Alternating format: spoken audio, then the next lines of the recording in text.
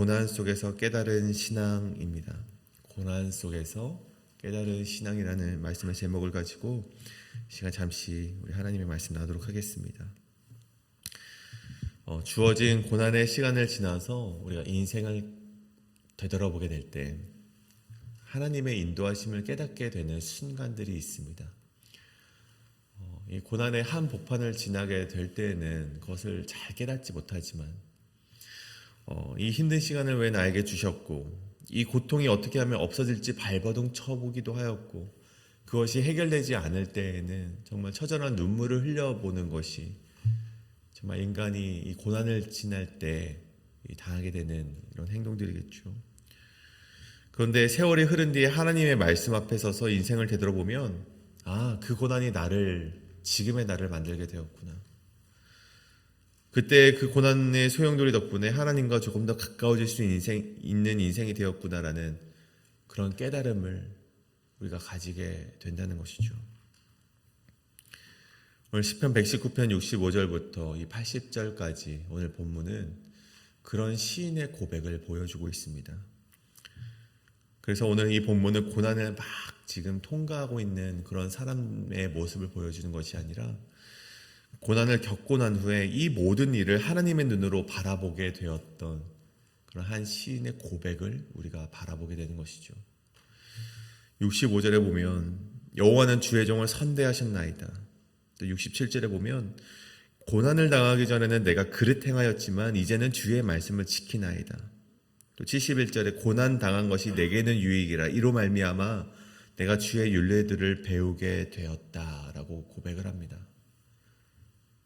이것은 단순히 그냥 그래 고난이 나로 하여금 배우게 하였구나라고 그냥 알고 지나가는 그런 지점이 아니라 눈물로 배웠고 고통으로 익힌 믿음의 깊은 고백을 오늘 시인이 올려드리고 있는 것이죠.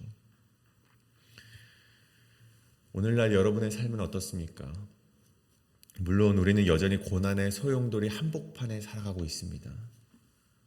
하지만 하나님을 구주로 고백하는 그리스도인들에게는요, 그 속에서 단순히 고통과 하나님을 향한 원망만 남기보다는 그 속에서 하나님의 율례를 배우고 하나님께서 고난을 통해서 삶을 인도하시는 선한 계획을 깨달으시는 여러분의 인생이 되길 간절히 소원합니다. 오늘 특별히 우리에게 주어진 고난이 어떻게 하나님의 계획을 깨닫게 하는지, 그 선하심을 깨닫게 하는지를 함께 두 가지로 알아가 보고자 합니다. 그 첫 번째는 고난 속에서 깨달은 신앙, 첫 번째는 고난은 하나님의 선하심을 알게 한다입니다. 고난은 하나님의 선하심을 알게 한다. 65절의 시편 기자가 이렇게 고백을 합니다. 여호와여 주의 말씀대로 주께서 주의 종을 선대하셨나이다. 여기서 선대하셨다라는 말이 참 중요합니다. 65절부터 시작되는 히브리어 알파벳은요, 이 테트입니다. 이 테트로 시작되는 알파벳, 그 단어가 바로 이 토브인데, 오늘 선대하셨다라는 말이 이 토브라는 단어가 사용이 됩니다. 이 좋다, 선하다라는 뜻을 가진 것이죠. 근데 여러분, 이 토브가 우리 잘 아시다시피 어디에 사용이 됩니까? 이 창세기에서 하나님께서 천지를 창조하시고 난 뒤에 하나님께서 그것을 보시고 참 좋으셨다, 하나님의 보기에 좋았더라 라고 말씀하실 때 그 좋음을 가리켜서 우리는 토브라고 합니다. 근데 그 토브를 오늘 이 65절 가운데 시인이 사용을 하고 있는데, 이 짧은 8절의 이 연속에서 그 토브라는 단어가 무려 3번이나 등장을 하고 있습니다. 65절에 선대하셨다.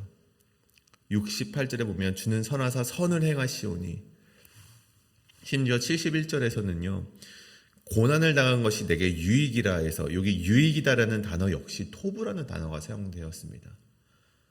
다르게 말해서 내게 고난을 당한 것이 내게는 선한 것이다, 나에게 좋은 것이 되었다라는 표현으로 우리가 바라볼 수 있는 것이죠. 근데 시인이 왜 이런 고백을 하게 됩니까? 왜 그 고난이 좋은 것이다, 선한 것이다 라고 고백을 합니까? 고난을 통해서 하나님의 말씀을 배우게 되었다라고 또한 고백하고 있기 때문이죠. 여기서 배우다라는 단어 히브리어는 람드입니다. 이거는 그냥 단순히 머리로 알고 외워서 습득했던 그런 배움을 말하지 않습니다. 이 람드는요, 몸으로 익히고 뼈로 새기는 배움을 말하는 것입니다. 여러분, 히브리 신앙에서 배운다는 것은요, 그냥 배움으로 끝나지 않습니다. 신명기에서 말하는 것이 너희가 배웠다면 이걸 지켜 행하라라고 말씀하지 않습니까? 배움은 곧 실천으로 연결되는 그런 배움이 바로 히브리 민족에게 있었던 배움이라는 것이죠. 고난을 통해서 하나님의 말씀을 몸으로 이끌고 뼈로 세웠다면 그렇게 살아가기로 다짐하고 결단을 했다는 신앙이 오늘 시인에게 있었던 신앙이라는 것입니다. 그리고 또한 몸으로 익히고 배웠다면, 뼈로 새겼다면 그 고난은 단순히 고통으로만 남지 않는다는 것을 또한 우리에게 보여주고 있는 것입니다. 그래서 시인의 고백을 보십시오. 72절에 주의 입의 법이 내게는 천천 금은보다 좋다라고 그렇게 고백하고 있는데, 우리가 고난의 시간을 지나서 만약 이렇게 고백할 수 있다면 우리에게 주어진 고난은 단순히 고통이 아니라 연단의 시간이 된 것이고 나를 성장하게 만든 시간이 되었던 것이고 신앙 안에서 금보다 값진 시간으로 여길 수 있다는 것입니다.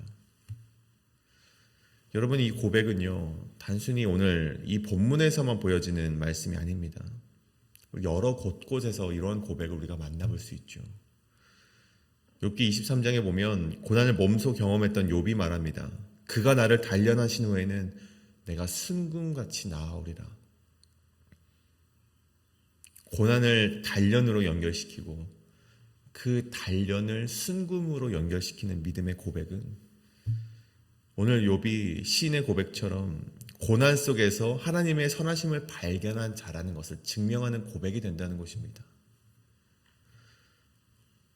이뿐만이 아닙니다. 히브리서 12장 11절에는요. 징계는 당신은 즐거워 보이지 않으나 후에 의와 평강의 열매를 맺느니라 라고 고백을 하고 있습니다.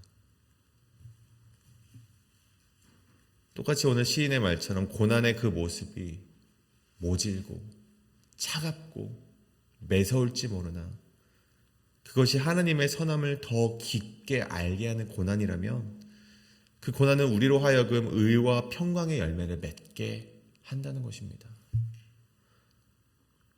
여러분, 여기서 우리는 중요한 순서를 한 가지 발견하게 됩니다. 하나님의 말씀이 선하다라고 느껴지기까지, 하나님의 계획이 선하다고 느껴지기까지 그 과정은 고난이었다는 것, 그리고 그 고난을 통해서 선하신 하나님이 나와 함께 하셨다라는 것을 시인은 지금 회고가 아니라 고백을 하고 있다는 것입니다. 이것이 바로 시인이 히브리어 테트를 통해 말하고자 하는 이 고난과 하나님의 선하심인 것이죠. 여러분, 물론 제가 오늘 이 모든 고난을 다 유익하다라고 말씀드리고 싶은 것은 아닙니다.